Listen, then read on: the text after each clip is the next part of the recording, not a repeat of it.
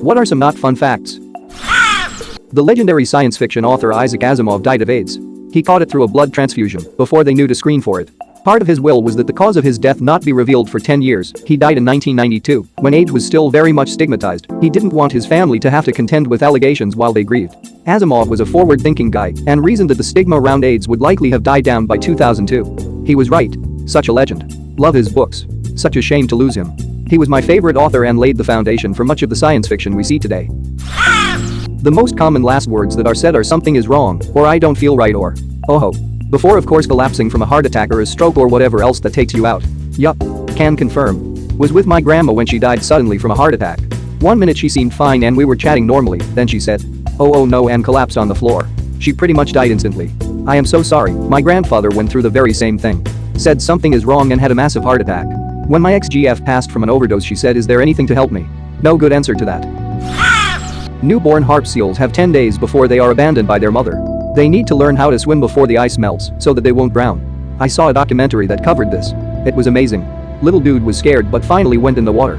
He spent a couple weeks around the same hole in the ice while he learned how to extract air from bubbles trapped under the ice shelf. Then he was off into the world. This just gave me anxiety for harp seals. It's kind of weird how seals, who spend a lot of their life in water, have to learn how to swim, but other animals who may never have to be in the water in their life, like dogs for example, know automatically. Whiskey distiller Jack Daniel couldn't remember his safe combination and kicked the safe in frustration. Got an infection in his toe that killed him. Learning that was my favorite part of the Jack Daniel's distillery tour. Jack Daniel's is brewed in a dry county. But you can buy everything you need to make whiskey in just about all their little shops. IIRC you can make a small amount of your own liquor legally, as long as you're not selling it. From an older comment of mine that fits this question. The Challenger astronauts didn't die when the shuttle exploded. The stack actually just broke apart under aerodynamic stress, and the explosion you thought you saw was just the expanding cloud of hydrogen from the external tank burning. The forces involved in the breakup were very survivable. The crew cabin was left intact after it separated from the rest of the orbiter and may not have depressurized. There's evidence to suggest some or all of them were conscious at least part of the way down, if not the entire time. And photography of the disaster shows the cabin falling without spinning in a nose-down attitude, meaning no excessive forces to knock them out. The impact with the ocean was what actually killed them. It took 2 minutes and 45 seconds from breakup to impact. It's possible that some or all of them were conscious and aware the whole time. When you flush the toilet without closing the lid, you create a toilet plume which spreads fecal particles and bacteria all over your bathroom, including your toothbrush. It also just looks gross to have an open toilet. Public toilets can't even be closed. Shoot me for this, but I honestly don't see why people get so panicked over this. I've been doing it since forever and I'm still alive, as are most people, and some of us probably inhale poop particles just by taking a dump and breathing at the same time. Shit happens. 80% of Russian males born in 1923 did not live past 1945. This is one that always haunts me. I was a soldier. I was a combatant. I was wounded several times. I can't imagine the attrition rate of the Eastern Front. The one rifle for every man was not accurate, but it was symbolic. The Russians waged a war of brutal attrition. America won in Asia. To doubt that the USSR is what broke the Third Reich is stupid. Sure, the US supplied them much of their power, but the Russians destroyed the Germans. It's no question. The US only saved the UK and France. The Ruskies would have overrun Germany.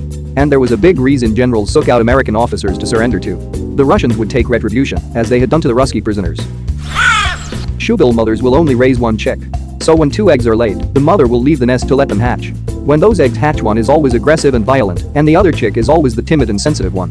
The violent one immediately rushes out of the egg to assault the timid one on sight. When the mother comes back to see the aftermath, the timid one limps to its mother for comfort and protection.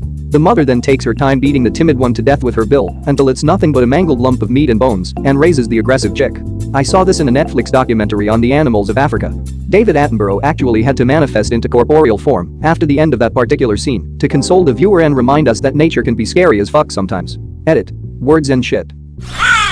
Edit 2. For those asking the name of the doc, it was called Africa and was made by BBC back in 2013. I just found out an hour ago that it's no longer on Netflix. Edit 3. Don't know why I'm using Roman numerals. They don't always kill the weak one by beating it, sometimes they just ignore it and let it die of starvation or dehydration. Which is actually what ends up happening in the documentary scene I mentioned. As one commenter pointed out, the beating usually happens if the weaker one is injured or is born with physical disabilities. This is even more terrifying if you know what the animals look like. Their beaks are huge and insanely sharp at the tip. If you're attacked by a bear, it won't necessarily try to kill you like other predators would. It just starts eating. To add to this, it also depends on the bear. A little rule of thumb is the following depending on the type. If it's black, fight back. Black bears typically don't want to fight and will often run away in a confrontation. If it's brown, lay down. Grizzlies are the same. Humans don't make a good meal for them, and if they don't see you as a threat, they won't try to actively kill and eat you. If it's white, good night. Polar bears don't give a shit and will eat you. Running, laying down, or trying to fight back won't help you. Best advice is to discard an article of clothing while running in hopes they'll stop to investigate it. There are most likely people that are stranded at sea or in the desert right now that will probably never be found. I wonder about this sometimes. Or how many kidnapping victims there are out there who just want to go home. So sad. Literally so many trafficking victims. Like an unfathomable amount who are out there. It's awful to think about. I think of Amanda Berry, Gina DeJesus and Michelle Knight sometimes and remember how Amanda mentioned seeing her mom on TV and some psychic told her that her daughter was dead. They managed to escape, but think of the countless others in situations exactly like theirs who have no hope of escaping. If you're going to be murdered, chances are very good you've already met your killer. Of course I know him. He's me. Looking into the mirror, hello there. Mirror me. General Kenob. You are an ugly one. You're shorter than I hoped you'd be. Demodex mites live in the pores of your skin and eat your dead skin cells and oils. They also climb out at night and have a gangbang on your face. Worst part, you're not even invited. Thanks, wasn't planning on sleeping tonight anyway. They also live in the pores of your eyelashes. They're common on all living creatures and if it wasn't for them, imagine all the buildup of dead skin we'd have to exfoliate off our face like 5 times a day. As horrifying as the little alien guys look, we're better off with them. They only become an issue when there's flare-ups, common in dogs and cats, and they cause alopecia because they live in hair follicles. Cysticercosis is when a tapeworm manages to lodge itself inside your brain, causing big cysts to form in your head, causing headaches and seizures. About 20 years ago my mom caught this disease. We lived in an area where the food wasn't properly clean, and my parents used to buy it from local markets on dirty alleys, so presumably after she ate some lettuce contaminated with eggs from those markets, she ended up having headaches that wouldn't go away, and later found out she had cysticercosis. Even here where we live, Brazilian Northeast, it was a pretty rare disease, so I remember being scared. The cysts had to be removed through surgery, and she lost part of her sense of smell, but other than that she's still completely fine today, only feels pain when it's too cold because of the screws from the surgery. Her swift recovery was a surprise to the doctor, and he ended up publishing an article about her treatment in the UK. To this day she doesn't let us eat vegetables in suspicious places and cleans everything like our lives depend on it. The optimal height to hang someone is between 3 to 5 meters. The point of hanging isn't to suffocate the victim, it's to break their neck. Any less than the rope will strangle them to death, and any more they have a chance of being decapitated. That scene at the end of Sherlock Holmes, spoiler, where Lord Blackwood falls off London Bridge and gets hanged by a chain, would actually have ripped his head clean off. Edit. Spelling. Conversely, at the end of Hateful Eight, spoiler, Daisy wasn't really hanged, just strung up by the neck where she would have strangled. Hanging was preferable to strangulation because it was more humane. Strangulation also took a long time, with the person looking awful as their face swelled up, turned purple, and their eyes and tongue protruded. Fuck Ollie. Goats apparently have the most human-like vaginas of all animals. I don't want to know how you figured that out. But you fuck one goat. Dude, went to the Ohio State Fair a few years ago. Walking past the goats and sheep. And it was actually my wife who pointed out how off-putting the vaginas of freshly shorn sheep looked. And yay, honestly, they were very human-like and pink. Real weird. If you show symptoms of rabies, your chances of dying are nearly 100%. But symptoms come like 14 to 21 days after infection, and if you get a rabies shot anytime between infection and being symptomatic, your chance of survival jumps to almost 100%. This is why it is important to get rabies shot anytime you are bitten by an animal you don't know, and important to be up to date on your pet's rabies vaccines. Edit. Because I keep on getting corrected for visibility, thanks BTW, the rabies treatment timing depends on a lot of factors. 1. Location of the contact site, bite, scratch, on your body. Shorter to become symptomatic if the contact was closer to the head. 2. It can take years for rabies to become symptomatic, not just weeks or even months. Ice pick lobotomies. Fun fact. The guy who invented the transorbital lobotomy, where he used an ice pick, and it's called a transorbital because instead of cutting open your skull, the ice pick is inserted through the eye opening, not the eyeball itself, claimed he had the idea one day, picked up an ice pick or similar, tested it on a cantaloupe or melon, I think, and went yup, that should work on a person. Source. Sawbones Podcast. I had a lecture on Walter Freeman and the ice pick lobotomy in undergrad.